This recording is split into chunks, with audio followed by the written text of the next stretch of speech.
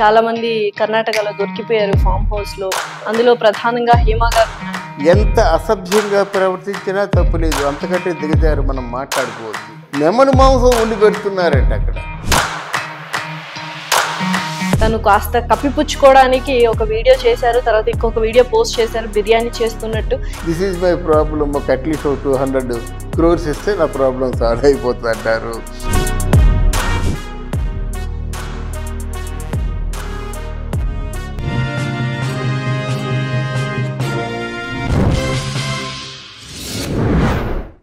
Hi, hello, నమస్తే, welcome to our channel. ప్రస్తుతం మనతో పాటు ఉన్నారు పొలిటికల్ అనలిస్ట్ ఇమంది రామారావు గారు. నమస్కారం అండి.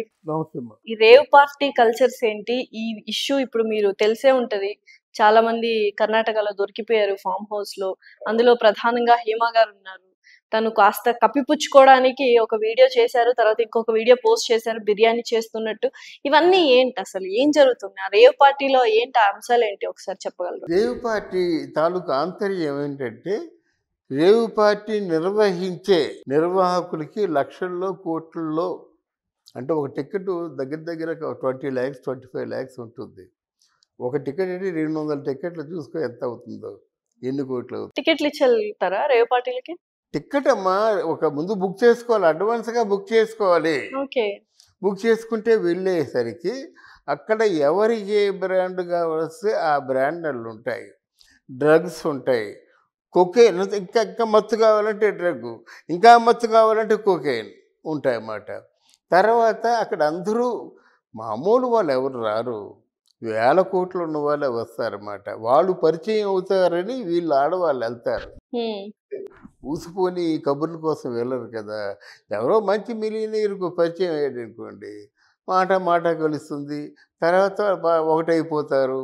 తర్వాత వాట్ ఇస్ యువర్ ప్రాబ్లం అంటాడు.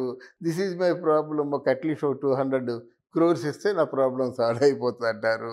అంటే అక్కడ మంచి బేరాలు జరుగుతాయి, అంతకంటే వివరంగా చెప్పడం కాదు. అక్కడ ఎవరినైతే సహజంగా ఒకరికొకరు ఇష్టం ఉంటారు, దానికేముంది. Shall we go for fun అంటాడు, ఒక థ్యాంక్ యూ అని చెప్పి వెళ్ళిపోయిందంటే సరిపోతుంది.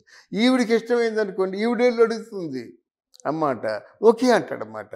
ఇట్లా ఈ కల్చర్ జరుగుతుంది. రేవ్ పార్టీ అంటే ఇదే కల్చర్. ఇంకా మీరు అన్నట్టు మరి దేనికి వెళ్తారు?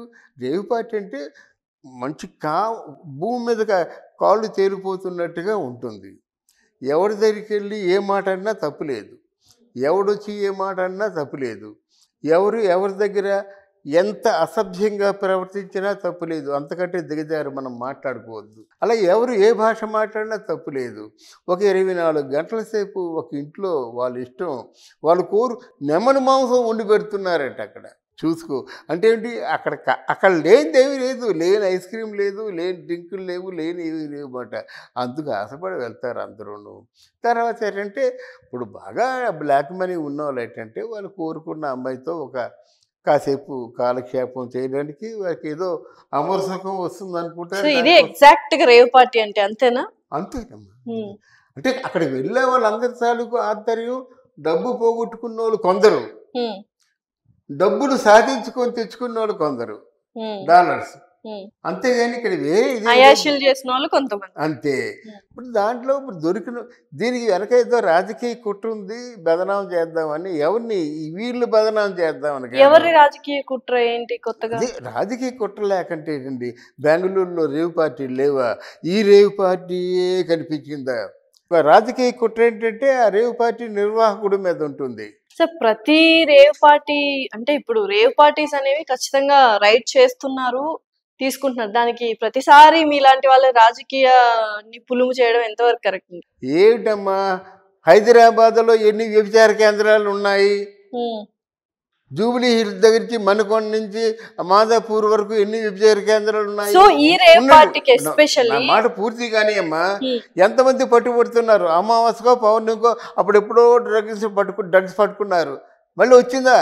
మరి చెప్పండి, ఏ రాజకీయ కుట్ర ఉంది ఈ రేవ్ పార్టీ? కుట్రంటే ఎవరైతే అధికారంలో ఉంటారో వాళ్ళకి, ఎవరైతే వ్యతిరేకం ఉంటారో వ్యతిరేకకి బుద్ధి చెప్పడం, వాళ్ళకి ఒక మంచి శిక్ష. పేర్లు చెప్పండి, ఎవరు వ్యతిరేకి, ఎవరు అధికారంలో ఉన్నారు, ఏంటి దాని కథ ఏంటి? ఊరికే అలా అనేసుకుంటే సరిపోదు కదా. అధికార పార్టీలో కాంగ్రెస్ పార్టీ ఉంది. ఇప్పుడు కాంగ్రెస్ పార్టీకి నిర్వాహకుడికి పడకపోవచ్చు, వాళ్ళిద్దరి మధ్య ఏదో గలభ రావచ్చు. నిర్వాహకుడు ఎవరో తెలుసా రేవ్ పార్టీకి? వాసు లంకెపల్లి అనే అతను నిర్వాహకుడు. అవునమ్మా, వాళ్ళకి మధ్య ఏదో రాజకీయంగా, లేకపోతే ఈ రేవు పార్టీని ఎందుకు పట్టివ్వాలంటున్నాను నేను.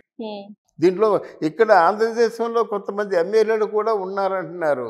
ఇవన్నీ పుకార్లు. సార్ ఎందుకు వాళ్ళ పేర్లు ఎవరివి బయటకు రాకుండా హేమ గారి పేరు, శ్రీకాంత్ గారి పేరు, అశు అని ఇంకొకరి పేరు బయటకు వచ్చింది? అసలు ఏంటి, శ్రీకాంత్ గారు ఉన్నారా లేరా? శ్రీకాంత్ గారు లేరు. లేరు, ఇంట్లోనే ఉన్నారు ఆయన. హేమ లేదని చెప్పింది, అదే ఆవిడ కొంప ముంచింది. ఎందుకంటే ఒక నిజం చెప్తే అక్కడితో అది రూపు మాసిపోయేది. ఈ మధ్య సోషల్ మీడియా విపరీతంగా, అంటే మామూలుగా చాలా ఫాస్ట్గా ఉంది. ఆ హేమ రేవు పార్టీలో ఉందంటే ఇంక అక్కడి నుంచి ఏమైపోయిందో అంతా రాసేశారు. అది మనకు అంటే సరైన సమాచారం లేకుండా చెప్పకూడదు, నోటుకొచ్చిన మాట చెప్పకూడదు. కనుక హేమ ముందే ఎస్ అని వెళ్ళి, ఆవిడ వెళ్ళి తప్పును ఒప్పేసుకున్నట్టయితే ఏదో జరిమానా వేస్తారు, ఇలా శిక్ష వేస్తూ ఉంటారు. జరిమానా కట్టి వచ్చేస్తే బయటకు వచ్చేదే కాదు. ఏం లేదండి, నేను వంకాయ పులుసు చేస్తున్నానండి, తోటకూర అప్పుడే ఉడుస్తున్నానండి, ఇలా మాటలు చెప్పడం వల్ల ఏమైందంటే, లేదమ్మా ఇక్కడున్న వ్యక్తి మా ఏదో కృష్ణవేణి, ఈ కృష్ణవేణి నువ్వేనమ్మా అంటే నేను కాదని చెప్పి డ్రగ్స్ ఒకసారి టెస్ట్ చేశారు, అది పాజిటివ్ వచ్చింది. తర్వాత ఇప్పుడేమో వచ్చి వాళ్ళందరి తాలూకు అంతు చూస్తానంటుంది. అది ఎందుకంటే మనం ఎప్పుడైనా జర్నలిస్ట్గా చెప్తున్నప్పుడు సమాచారం పూర్తి కాకుండా, పూర్తి లేకుండా మనం పబ్లిష్ చేయకూడదు. అది ఇదేంటంటే సహజంగా జరిగేది కేవలం అంటే మత్తులో, మైకంలో ఏదో వాళ్ళు అనుకుంటున్నటువంటి అమరసుఖం కోసం దారపోసే కోట్లు, సంపాదించే కోట్లు, అంటే ఏది లేకుండా, ఏ తాలూకు బెనిఫిట్ లేకుండా ఎందుకు వెళ్తారు? శ్రీకాంత్ లేడు, శ్రీకాంత్ ఉన్నాడని చెప్పారు, తోలు తీసేస్తామని చెప్పాడు మాట.